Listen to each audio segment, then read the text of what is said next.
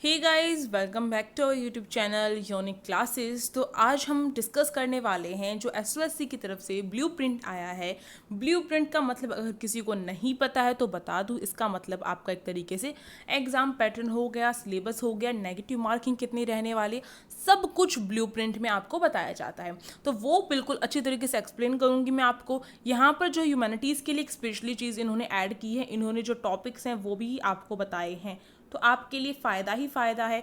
और वो टॉपिक से किस तरीके से क्वेश्चन पूछे जाएंगे मैं आपको बताऊंगी, और आपको जो है इस चैनल पर इनकी वीडियोस मिलेंगी, तो आप जो है बेझिझक इस चैनल को सब्सक्राइब कर सकते हैं और अपने फ्रेंड्स में शेयर कर सकते हैं। अब देखिए, ये जो ब्लूप्रिंट है क्लास 11th के लिए है, फिर से बता देती हूँ। और ये Doctor B R Ambedkar School of Specialised Excellence जो है ह्यूमैनिटीज़ का ब्लूप्रिंट है। अब देखो, यहाँ पर जो ऊपर लिख रखा है वो मैंने रीड कर लिया है केयरफुली। अब जो वही चीज़ है जो नीचे बताई गई है, तो हम नीचे ही देखते हैं अच्छी तरीके से। अब देखो, यहाँ पर पहली बात तो हम डिटेल्स में फोकस करते हैं अपना। इन्होंने बताया है कि आपका जो एग्ज़ाम होगा वो कितने टाइम का होगा। वो आपका एग्ज़ाम जो है 3 घंटे का होगा, 3 आवर्स का होगा। ये बात समझ में आ गई? 3 घंटे का आपका एग्ज़ाम है लगातार, तो टाइम की तो कोई कमी नहीं है, बिल्कुल भी कमी नहीं है। अब दूसरी बात इन्होंने बताई है कि आपका जो एग्ज़ाम, जो ह्यूमैनिटीज़ के स्टूडेंट्स होते हैं उनमें बड़ी ये डर रहता है कि हिंदी मीडियम के स्टूडेंट्स को लगता है कभी एग्ज़ाम जो है वो इंग्लिश मीडियम में ही आए, केवल ऐसा होता है ना। तो मैंने आपको पहले ही बताया था कि एसओएससी का एग्ज़ाम इंग्लिश मीडियम और हिंदी मीडियम दोनों में आता है। अब स्टूडेंट्स के भाई बहन रिलेटिव्स कुछ बोल रहे हैं वो अलग बात है, बट मैंने आपको पहले बताया था कि हम जो इन्फॉर्मेशन देते हैं वो बिल्कुल सही देते हैं, किसी न किसी प्रूफ के साथ देते हैं। तो देखो, इंग्लिश मीडियम और हिंदी मीडियम दोनों में एग्जाम आने वाला है, यानी कि बाइलिंगुअल। बाइलिंगुअल का मतलब ये होता है कि दोनों में एग्जाम आएगा आपका। ठीक है, अब ये बात तो इन्होंने साफ कर दी, बट इन्होंने बताया जो इंग्लिश रीडिंग और कंप्रिहेंशन का जो सेक्शन है वो तो इंग्लिश में आएगा, यानी कि, और पूरा पेपर हिंदी में आएगा। बट जो पैराग्राफ है, इंग्लिश का पैराग्राफ है, वो तो इंग्लिश में ही पूछा जाएगा ना, उसे चेंज नहीं कर सकते लैंग्वेज को। तो ये बात समझ में आ गई। इंग्लिश यानी इंग्लिश का जो एक तरीके से पोर्शन है वो तो इंग्लिश में ही रहने वाला है। अब देखो, इसमें अब इन्होंने जो है आगे ब्लूप्रिंट के बारे में बता रखा है, उसको देखते हैं। यानी कि नीचे इन्होंने बताया है किस तरीके से आपका एग्जाम पैटर्न रहने वाला है। पहली बात तो आपका एमसीक्यू बेस होगा एग्जाम, यानी कि आपका राउंड 1 ही यहाँ पर मेंशन। अब इन्होंने ये नहीं बताया कि राउंड 1 है या 2 है, बट मतलब एक दिया तो इसमें साफ तौर पर यही है कि आपका एक ही राउंड होगा, 3 घंटे का होगा। एमसीक्यू बेस एग्जाम होगा, यानी कि लिखने का एग्जाम नहीं आएगा, only and only MCQ base exam होगा। मल्टीपल चॉइस क्वेश्चन पूछे जाएंगे। अब किस तरीके से होंगे, कहाँ कहाँ से आएंगे, तो चलिए देखते हैं। फर्स्ट, ये जो 4-5 सेक्शन में डिवाइड है आपका एग्जाम, देखो यहाँ पर 5 सेक्शन में डिवाइड है, आप देख सकते हैं। यानी कि सेक्शन 1, सेक्शन 2, सेक्शन 3, सेक्शन 4 और सेक्शन 5।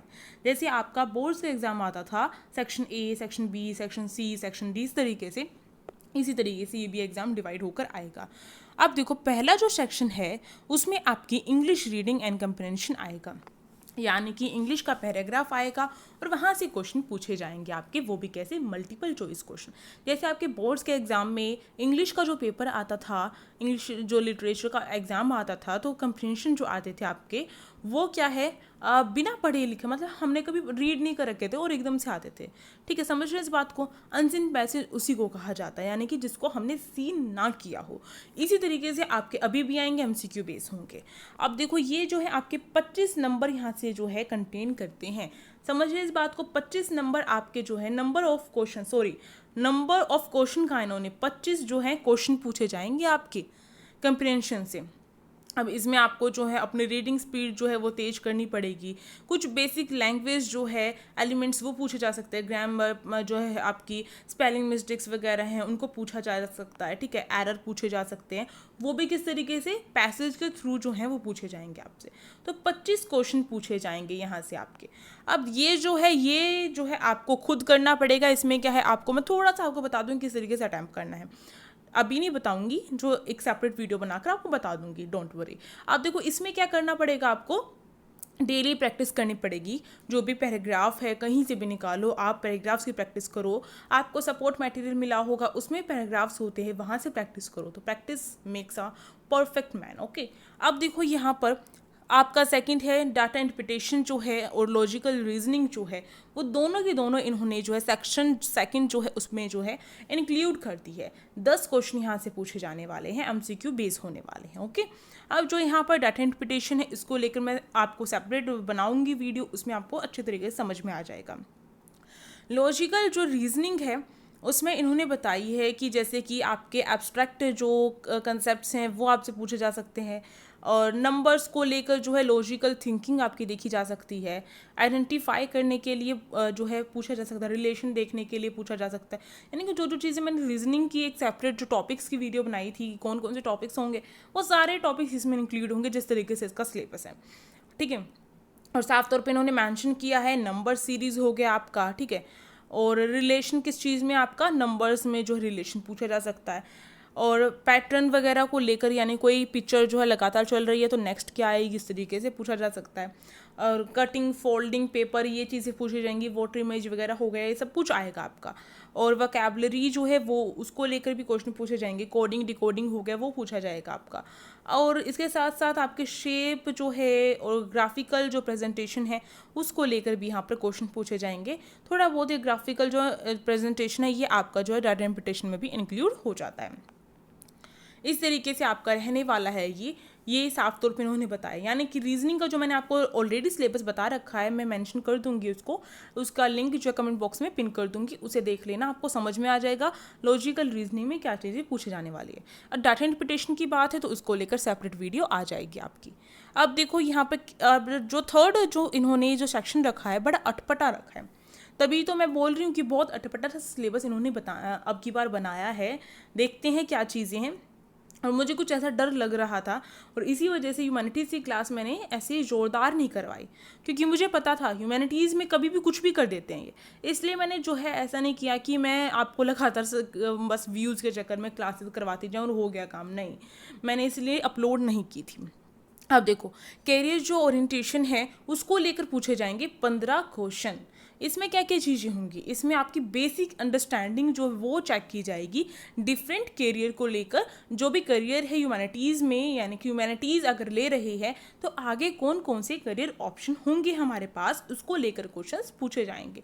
जैसे कि अगर मैं बताऊं जर्नलिज्म जो है हम कर सकते हैं ह्यूमैनिटीज़ लेने के बाद, ठीक है, सोशल वर्क कर सकते हैं, लॉ कर सकते हैं, रिसर्च कर सकते हैं, तो इनको लेकर कुछ इनके बारे में बेसिक चीज़ें पूछी जाएंगी। यानी कि करियर जितने भी ऑप्शन बन रहे हैं ह्यूमैनिटीज़ की वो आपको पता होने चाहिए, उस फील्ड में किस किस तरीके से वर्क होता है वो आपको पता होना चाहिए, थोड़ा सा उन फील्ड के बारे में आपको नॉलेज होनी चाहिए। जैसे जर्नलिज्म के बारे में बोलूँ तो उसके बारे में पता होना चाहिए ये होता क्या है, किस तरीके से इसमें वर्क होता है, ये किस चीज़ को सपोर्ट करता है, ठीक है, इसके अगेंस्ट में क्या चीज़ें चल रही हैं, तो इस तरीके से आपको पता होना चाहिए। और कितना कैरियर है इसके अंदर, ठीक, और कैसे कर सकते हैं शायद ये भी पूछा जा सकता है। पूछने को वो कुछ भी पूछ सकते हैं बट इतना हार्ड नहीं बनाते हैं, बट फिर भी अगर हम देखें तो थोड़ा सा हमारे लिए अटपटा और न्यू सेक्शन यहाँ पर ऐड किया गया है, बड़ा अटपटा सा ये जो है यहाँ पर ऐड किया गया है।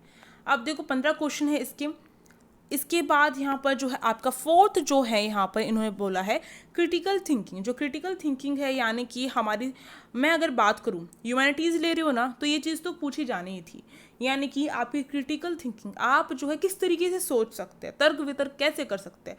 जैसे अगर मैं एग्जाम्पल लूँ, एक लॉयर है, ठीक है, उसके सामने कुछ भी उठाकर दे दिया जाता है ना, उसे जो है उसको लेकर क्रिटिकल थिंकिंग करनी पड़ती है, ठीक है, उसके पॉजिटिव में उसके नेगेटिव में कुछ ना कुछ तो बोलना पड़ता है ना, वो भी तो एक ह्यूमैनिटीज़ को लेकर आगे गए। अब मैं बात करूँ पॉलिटिशियन जो है उसको भी इस तरीके से करना पड़ता है।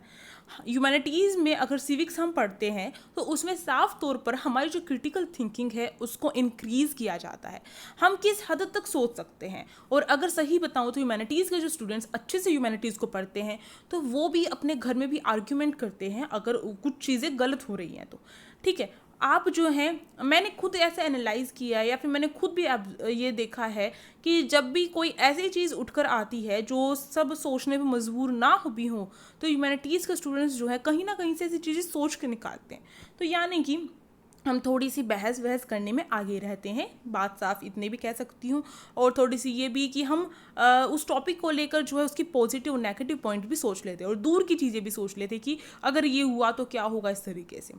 तो यही चीज़ हमें जो है यहाँ पर यूज़ करनी है। और 15 नंबर के क्वेश्चन यहाँ पर आपसे पूछे जाएंगे, जैसे कि इन्होंने कहा है कि जैसे कि किस तरीके से पूछा जा सकता है आपका, जैसे कि अगर इन्होंने बताया है कंपेयर और कॉन्ट्रास्ट जो है उसको लेकर जो है पूछा जा सकता है। कोई भी आपकी सिमिलर जो आपकी जो भी क्या बोलते हैं इसको, जो भी डिफरेंस है और जो भी सिमिलर चीज़ है उसको लेकर पूछा जा सकता है। ठीक है। जैसे कि अगर मैं कहूँ तो इन्होंने बोला है कोई भी इवेंट, मानो एक इवेंट ले लिया और उस इवेंट को लेकर आपसे जो है आपके थिंकिंग इस तरीके से क्वेश्चन दिया जाएगा कि आपकी थिंकिंग खुद ही पता चल जाएगी। आप जब जिस एमसीक्यू के जो ऑप्शन होगा उस पर टिक करेंगे, आपको सिचुएशन क्रिएट करके क्वेश्चन यहाँ पर पूछे जाएंगे। बात समझ रहे हैं? कोई इवेंट दे रहे हैं तो कोई सिचुएशन ऐसी क्रिएट करेंगे कि अगर आप वहाँ पर होंगे तो आप क्या करेंगे, इस तरीके से। और कोई भी ऐसी कुछ भी सिचुएशन देंगे, फिर आपसे पूछेंगे इन दो सिचुएशन में क्या चीज़ डिफरेंस थी। ठीक है। और ये कंपेयर भी आपसे पूछा जा सकता है, कंपेयर करना या सिमिलरिटीज़ जो है वो पूछी जा सकती है। कोई भी स्टेटमेंट दी जा सकती है, दो स्टेटमेंट दे दी मानो, और फिर उसमें जो है कंपेयर करके पूछा गया कि इसमें जो है क्या चीज़ जो है इसमें सिमिलर है। ठीक है। इन दोनों जो स्टेटमेंट है बिल्कुल डिफरेंस दिखेगा बट हमें सिमिलर चीज़ें निकाल के लेकर आनी पड़ेंगी। ठीक है। इस तरीके से दो लोगों की सोच दिखाई जा सकती है, और दो नहीं तो 3-4 लोगों की भी सोच यहाँ पर दिखाई जा सकती है। या फिर मैं कह सकती हूँ केवल एक ही स्टेटमेंट होगी और उसमें जो है इस तरीके से बताया जाएगा कि हमें कोई सिचुएशन दी गई है और उस सिचुएशन के अकॉर्डिंग हमसे क्वेश्चन पुट आउट किया जाएगा। तो यहाँ पर जो है मैं कह सकती हूँ आपके असर्शन बेस्ड जो क्वेश्चन है वो भी यहाँ से निकल के आ सकते हैं। कोई भी फैक्ट वगैरह है उसमें ओपिनियन जो है हमारा कैसा होगा ये हमसे पूछा जा सकता है। इस तरीके से इन्होंने यहाँ पर बता रखा है और इन्होंने साफ तौर पे मेंशन किया। देखो यहाँ पर अभी तक आपको कन्फ्यूजन थी ना कि कहाँ से आएगा आपका सिलेबस। आपका जो सिलेबस है क्लास 10th की सोशल साइंस से पूछा जाएगा। यानी कि ये जो चीज़ें यहाँ पे मैंने बोली है वो ऐसे ही नहीं किसी भी चीज़ से पूछी जाएगी। आपकी क्लास 10th की जो सोशल साइंस है, जिसमें हिस्ट्री है, आपकी पॉलिटिकल साइंस है और ज्योग्राफी है, उसमें कोई इवेंट है, कोई सिचुएशन है, ऐसी कुछ ऐसा घटित हुआ है, वो चीज़ें लेकर, कोई ऐसी घटना है उसको लेकर पूछा जा सकता है। लोकतंत्र को लेकर पूछा जा सकता है, अगर मैं कहूँ डेमोक्रेसी को लेकर पूछा जा सकता है। और जैसे कि अगर हम देखिए कॉन्स्टिट्यूशन की हमारी जो ये हुई थी असेंबलीज वगैरह, तो उसमें जैसे जो बहसें होती थी वो भी तो किसी न किसी एक क्वेश्चन को लेकर होती थी ना, किसी न किसी एक सिचुएशन को लेकर होती थी। वो चीज़ यहाँ पर आपसे पूछी जा सकती है। तो आपको थोड़ा सा डिटेल में पढ़ना पड़ेगा। यहाँ पर अगर मैं कहूँ आपका सोशल साइंस का ह्यूमैनिटीज़ का ऐसा सिलेबस है कि रटने से काम नहीं चलेगा। आपसे यहाँ पर जो है एक तरीके से उनके अंडरस्टैंडिंग बेस्ड क्वेश्चन पूछे जाएंगे आपसे। यहाँ पर रट्टू तोते वाली चीज़ें नहीं पूछी जाएंगी। यहाँ पर देखा जाएगा कि आप कितना सोच सकते हैं और कितना आपने टॉपिक को कवर किया, कितना समझा है। रटना नहीं, कितना आपने रोट किया, ये चीज़ नहीं पूछी जाएगी। आपसे जो है ये देखा जाएगा कि आपकी सोच क्या है, और वो सोच आपके आंसर से पता चलेगी। समझ रहे हैं इस बात को? अब देखते हैं आगे। अब 5th जो सेक्शन होगा वो है आपका रिसर्च मेथड्स। अब आप कहेंगे ये क्या चीज़ आ गई। अब मैं आपको बता देती हूँ ये है क्या आपकी। ये जो चीज़ है ना, ये हम किसी को एनालाइज करने के लिए, या फिर हम कई बार क्या होते हैं जब ह्यूमैनिटीज़ वगैरह को करते हैं ना, यानी कि हम सोशल साइंस पे वर्क करते हैं, तो हम इन चीज़ों को यूज़ करते हैं। जैसे कि हम कोई भी डाटा जो है उसको लेकर हम एनालाइज करते हैं, या फिर हम क्या करते हैं, अगर मैं कहूँ कि स्टूडेंट्स, अब मानो मैं एक टीचर हूँ और मैं अपने स्टूडेंट्स को कह रही हूँ कि समर वेकेशंस हो रही हैं और आप सभी जाओ, आप सभी अपनी वेकेशंस को एंजॉय करो, और आपको क्या करना पड़ेगा, जो टेम्परेचर है कितना घट रहा है कितना बढ़ रहा है उसको लेकर एक डाटा बनाकर लेकर आना पड़ेगा, डाटा कलेक्ट कर लेकर आना पड़ेगा। तो इस तरीके से मैं उनकी क्या चीज़ चेक कर रही हूँ, क्या चीज़ उन्होंने ये जो एक्टिविटी की उससे उन्हें क्या चीज़ें मिल रही हैं, तो वो चीज़ें हो गई। सर्वे से क्या फ़ायदा होता है सोशल साइंस में, किस तरीके से हम सोशल साइंस को सर्वे से बढ़ा सकते हैं, सोशल साइंस में सर्वे से क्या हेल्प मिल सकती है, सोशल साइंस को पढ़ते टाइम सर्वे से किस तरीके से हेल्प मिल सकती है। तो ये चीज़ें, जैसे कि अगर मैं अपने स्टूडेंट्स को कहूँ कि आपको गली गली घूमना है और देखना है कि, जैसे कि अगर मैं सबसे बढ़िया एग्जांपल ले लूँ, यहाँ पे जनगणना का एग्जांपल ले लूँ, कि जो जनगणना होती है वो किस तरीके से, आपको पता है सर्वे के थ्रू होती है जनगणना, और देखा जाता है हर घर में कितने बूढ़े हैं, कितने किसकी एज है, कितना कौन एजुकेटेड है, इस तरीके से सर्वे में होता है, ठीक है, जनगणना होती है। तो इसी तरीके से मैं अपने स्टूडेंट्स को वर्क दे सकती हूँ। तो उससे क्या फ़ायदा होगा, अब मैं किसी को ये भी वर्क दे सकती हूँ कोरोना टाइम में क्या हुआ है, कोरोना टाइम में कितने कितने जो परिवार हैं उनकी डेथ हो गई, उनमें कितने मेंबर्स की, किन को जो है कोविड-19 हुआ था, इस तरीके से मैं जो हूँ सर्वे निकलवा सकती हूँ। तो इससे क्या क्या चीज़ें इफेक्ट पड़ेगी, टूल्स होते हैं, ठीक है, रिसर्च टूल्स होते हैं, तो इन्हें हमें ध्यान में रखना पड़ेगा। इंटरव्यूज़ का क्या हेल्प ले सकते हैं हम, तो ये भी होता है। और मैं ये सही बताऊँ तो मैं आपको बहुत अच्छे तरीके से करवा सकती हूँ ये, क्योंकि ये टीचिंग मेथड्स में भी आते हैं और मैंने बहुत अच्छे तरीके से चीज़ें कर रखी। तो इसको लेकर तो बिल्कुल भी फिक्र नहीं करनी है आपको। अब देखो यहाँ पर जैसे डाटा एनालाइज, मैंने बोला था ना डाटा को लेकर पूछा जाता है, तो डाटा एनालाइज हो गया, इसको लेकर पूछे जाते हैं। अब देखो ये बहुत इंपॉर्टेंट है, प्राइमरी एंड सेकेंडरी जो रिसर्च है वो क्या है। अब ये चीज़ें क्या है मैं यहीं पर बता दूंगी, तो भाई क्लासेस में क्या अटेंड करोगे आप। अब बात ये आती है ह्यूमैनिटीज़ के जो स्टूडेंट्स हैं अपना थोड़ा सा जो है ग्रो हो, यानी कि थोड़ा सा अपना जो है ये दिखाओ कि हम भी पढ़ रहे हैं। ऐसा ना हो कि स्टेम के स्टूडेंट्स आगे चले जाए और मेरे ह्यूमैनिटीज़ के स्टूडेंट्स पीछे रह जाए, नहीं, आपको भी आगे जाना है, शेयर करनी पड़ेगी आपको क्लासेस अपने फ्रेंड्स में, ठीक है। अब देखो यहाँ पे जो है क्वालिटेटिव होगा, क्वांटिटेटिव डाटा जो है वो क्या होता है, उनको लेकर 10 क्वेश्चन यहाँ से आपके पूछे जाएंगे। तो यानी कि ये चीज़ जो है हमारे हाथ में है, पक्की 5th वाला जो है अपना। और 4th वाला जो है इसमें मैं आपको चीज़ें बताऊंगी किस तरीके से करना है, तो यहाँ से भी हम कर सकते हैं कवर, अच्छे खासे मार्क्स, बड़ा ईजी आ सकता है आपका क्वेश्चन पेपर जिस तरीके से ये है। बट ये है कि जो स्टूडेंट्स केवल रटने पर ध्यान रखते थे उन्हें जो है अब वो बाहर हो सकते हैं इससे। सोशल साइंस में अब वही आगे जाएगा। ये नहीं है अब इसमें ये चीज़ें नहीं पढ़नी हमें कि हिस्ट्री में इस टाइम पर ये चीज़ फ्रांसीसी क्रांति कब हुई थी, इस तरीके से ये चीज़ें नहीं पढ़नी हमें ये नहीं पढ़ना कि कौन सा क्या राइट्स के बारे में हमें पढ़ना पड़ेगा, थोड़ी नॉलेज होनी चाहिए, क्योंकि क्रिटिकल थिंकिंग में हमसे यहाँ से पूछा जा सकता है। ओके, तो इस तरीके से हमें थोड़ा सा पता होना चाहिए, तो किन टॉपिक पर थोड़ी समझ होनी चाहिए, हमारी समझ अच्छी होगी तो हम अच्छे से आंसर अटैम्प्ट करके आ सकते हैं। अब गला बहुत दुख गया मेरा, अब देखो इससे ज़्यादा मैं एक्सप्लेन नहीं कर सकती हूँ। कैरियर ओरिएंटेशन जो है इसमें आपको जो है पता होना चाहिए, कैरियर जो भी ह्यूमैनिटीज़ से रिलेटेड जितने भी कैरियर उनके बारे में पता होना चाहिए। अब देखो डाटा इंटरप्रिटेशन, मेन आपका फोकस किस पे रहना चाहिए। अब और सारी चीज़ें केवल और केवल मैं कहूँ अगर मैं यूनिक क्लासेस पे करवाऊँ तो भी करोगे तो भी हो जाएगा, और सारी चीज़ें जो हैं। और थोड़ा सा आपको अपनी जो है सिविक्स की बुक्स पढ़नी पड़ेगी। सिविक्स की बुक मैं क्यों बोल रही हूँ, क्योंकि क्रिटिकल थिंकिंग के ज़्यादातर क्वेश्चन आपके क्लास 10th की सिविक्स की बुक से पूछे जाएंगे, ठीक, ये बात समझ लो आप सभी।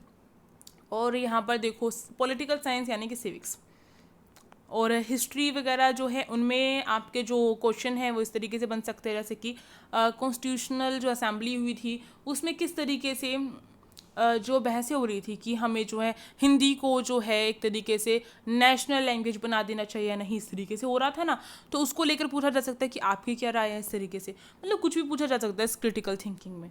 अब देखो यहाँ पर जो है आपका लॉजिकल रीजनिंग जो है आपको अच्छे तरीके से कर लेनी चाहिए, डाटा इंटरप्रिटेशन कर लेना चाहिए, आपके हाथ में इसकी प्रैक्टिस करो, बहुत अच्छे तरीके से प्रैक्टिस करो, और इसकी प्रैक्टिस आपको अपने हाथ में रखनी है, इसको डेली प्रैक्टिस करना है जो आपका रीडिंग कम्प्रीहेंशन आने वाला है। ओके, इसी के साथ जो है ये वीडियो यहीं पर मैं जो हूँ ख़त्म कर रही हूँ। अब जो है हम मिलते हैं नेक्स्ट क्लास में, तब तक के लिए आप सभी क्या कर सकते हैं, सब्सक्राइब कर सकते हैं यूनिक क्लासेस को। और साथ में बता दो नेगेटिव मार्किंग को लेकर एक वीडियो आएगी, उसमें बता दिया जाएगा। यहाँ पर कहीं पर भी आपकी नेगेटिव मार्किंग नहीं लिखी गई तो इसका मतलब नहीं होगा मेरे ख्याल से, तो ह्यूमैनिटीज़ में कहीं पर भी नेगेटिव मार्किंग शो नहीं कर रखी इन्होंने, तो नेगेटिव मार्किंग नहीं होगी, इसका मतलब ये हुआ ना। अब मिलते हैं नेक्स्ट जो वीडियो की उसमें, तो तब तक के लिए आप क्या कर सकते हैं, सब्सक्राइब कर सकते हैं यूनिक क्लासेस को। Thank you for watching this video. और टेलीग्राम ग्रुप का लिंक डिस्क्रिप्शन बॉक्स है में दे रखा है, और उसके साथ साथ आपका जो है इंस्टाग्राम आईडी यूनिक क्लासेस के नाम से है। और हम जो है अब मिलते हैं नेक्स्ट क्लास में, तब तक के लिए आप सब्सक्राइब कर सकते हैं unique classes. Thank you for watching this video.